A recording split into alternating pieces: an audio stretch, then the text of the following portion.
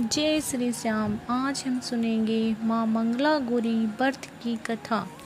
पौराणिक कथा के अनुसार एक समय की बात है। एक शहर में धर्मपाल नाम का एक व्यापारी रहता था।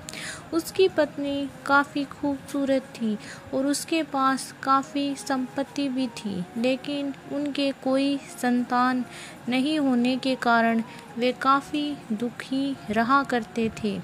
ईश्वर की कृपा से उनको एक पुत्र की प्राप्ति हुई, लेकिन वह अल्प आयु था। उसे ये श्राप मिला था कि 16 वर्ष की उम्र में सांप के काटने से उसकी मौत हो जाएगी।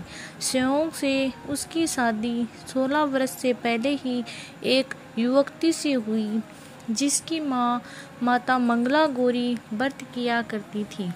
प्रमाण स्वरूप उसने अपनी पुत्री के लिए एक ऐसे सुखी जीवन का आशीर्वाद प्राप्त किया था, जिसके कारण वह कभी विधवा नहीं हो सकती थी।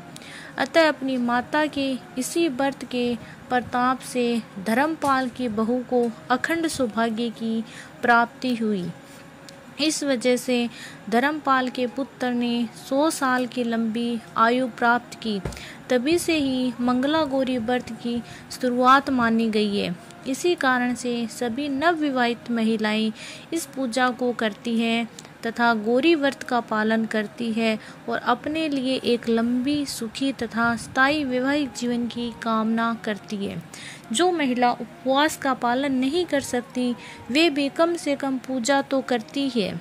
इस कथा को सुनने के बाद विवाहित महिला अपनी सास तथा ननद को 16 लड्डू देती है। इसके बाद वे यही प्रसाद ब्राह्मण को भी देती है। इस विधि को पूरा करने के बाद व्रती 16 बाती वाले दिए से देवी की आरती करती है। व्रत के दूसरे दिन बुधवार को देवी मंगला गौरी की प्रतिमा को नदी या पोखर में विसर्जित कर दिया जाता है। अंत में माँ गौरी के सामने हाथ जोड़कर अपने समस्त अपराधों के लिए एवं पूजा में हुई भूल चूक के लिए क्षमा मांगना चाहिए। इस व्रत और पूजा को परिवार की खुशी के लिए लगातार 5 वर्षों तक किया जाता है। अतः शास्त्रों के अनुसार यह मंगला गौरी व्रत नियम के अनुसार करने से प्रत्येक मनुष्य के वैवाहिक सुख में बढ़ोतरी होकर पुत्र पौत्रादि भी अपना जीवन सुखपूर्वक गुजारते हैं। इससे इस व्रत को किया जाता है। बोलो माँ मंगला गौरी की जय हो।